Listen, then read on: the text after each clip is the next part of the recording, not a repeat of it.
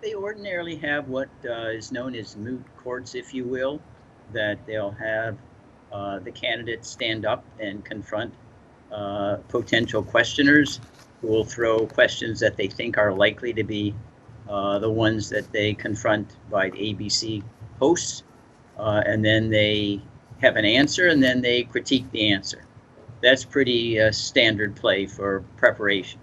But that doesn't mean that they know in advance what the questions will be. So the preparations could be misplaced. On a couple occasions, there have been leaks from the media to the candidates to give them an advance warning. You remember Donna Brazile at CNN with Hillary Clinton, but that's very unusual. But anyway, that's the preparation format. It's like I would prepare for a moot argument before a court of appeals or the U.S. Supreme Court if I had a litigation case. So, Bruce, what are the top issues you think that viewers should expect to hear first from Donald Trump and then Kamala Harris?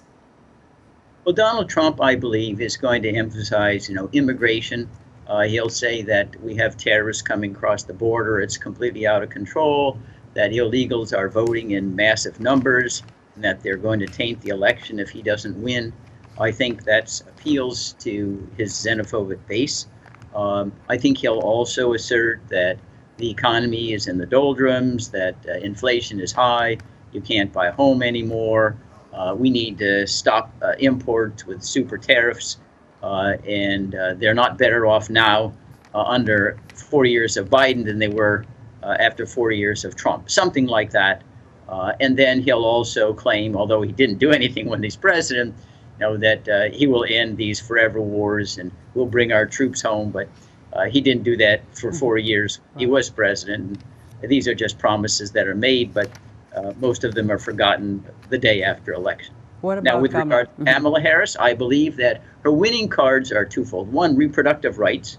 And obviously with the overruling of Roe v. Wade and the Dobbs decision a couple of years ago, largely with Trump-appointed Supreme Court justices, it's a huge issue. There may be large turnouts in states that have abortion referenda up for popular vote on November.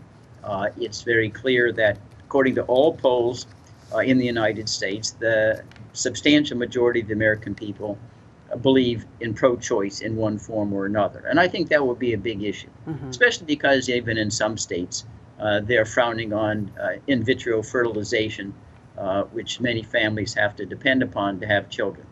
And I think the second thing that she will focus on is just the level of decency. Mr. Trump is notorious for his crudeness, vulgarities, belittling everybody, and she at least has the ability to discourse in more mild tones. And oftentimes voters are persuaded, especially if in the middle, and they're not huge differences in policies between the kind of characters that they like, that don't seem to be inflammatory, they don't seem to be incendiary.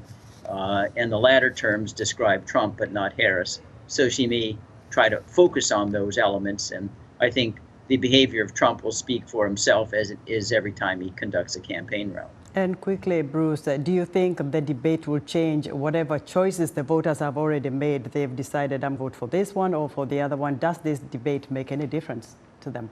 Well, we have a history going back to 1960 with presidential debates, the first one with Kennedy and Nixon. There seemed to be some belief at that time that the debates did sway the populace behind Kennedy more than Nixon for a variety of reasons.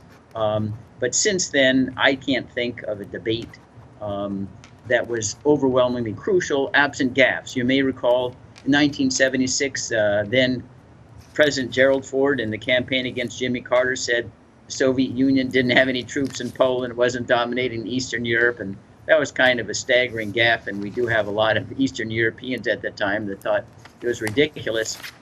And so I think that lost him some voters. Whether that was key to the outcome, I don't know. I believe in this kind of case, however, that where there's not great enthusiasm, these are not giants for their parties, either Trump or Harris.